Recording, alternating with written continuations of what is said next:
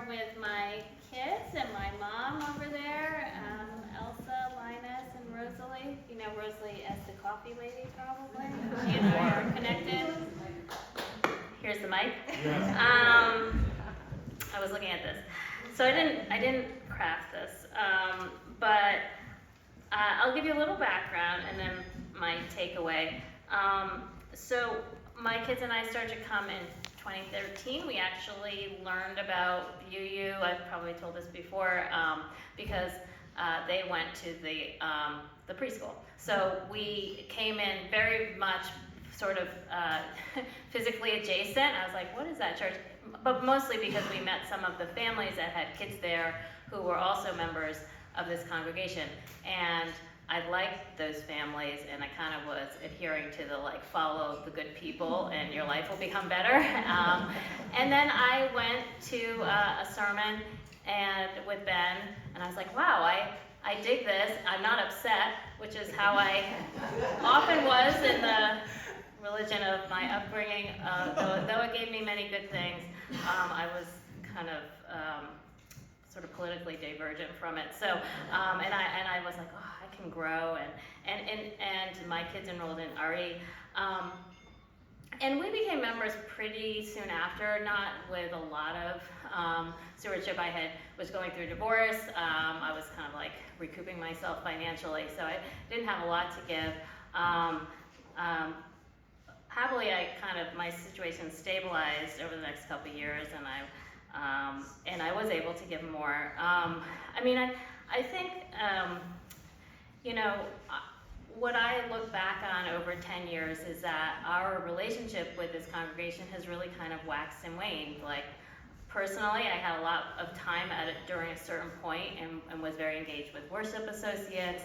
I taught RE, which I loved, but it was a huge kind of time commitment. RE was a lot bigger then, but it gave me a chance to get to know some kids. In recent years, I've been busier. I wanted to kind of just focus some of my time elsewhere, but my kids are older, and we went through a pandemic, and we got out of the habit, and they didn't want to go so much anymore, or they didn't want to do Zoom, or they didn't, so our ties kind of frayed a little bit, and of course we had this pretty big disruption with our minister, and that was hard, and friends that we were with left for that reason, or at least kind of distanced themselves, or simply because they couldn't get the kids to go because they were older, and the pandemic had kind of severed that, kind of routine, which is, I think, a lot of families are still dealing with. And so it's not all the same, is my kind of point here.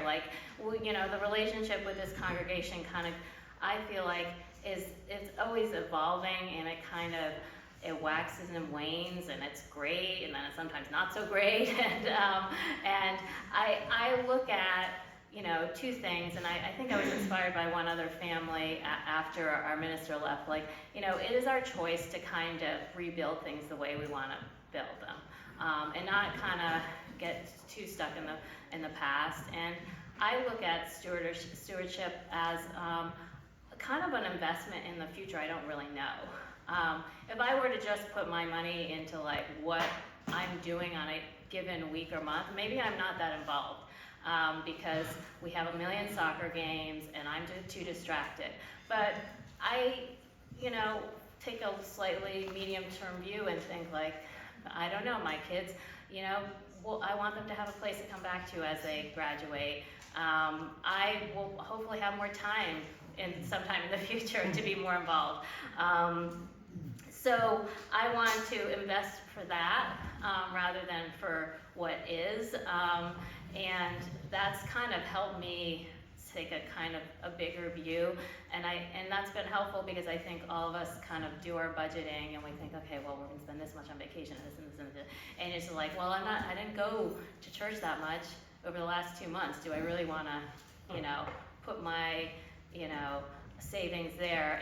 And I'm trying to it's helped me to kind of take a longer view of that And you know, that is just almost a selfish thing. I also would say that all of these, you know, investments are for the people who, you know, need it, want it, are doing great things, and can't give as much. And I think that's very worthwhile.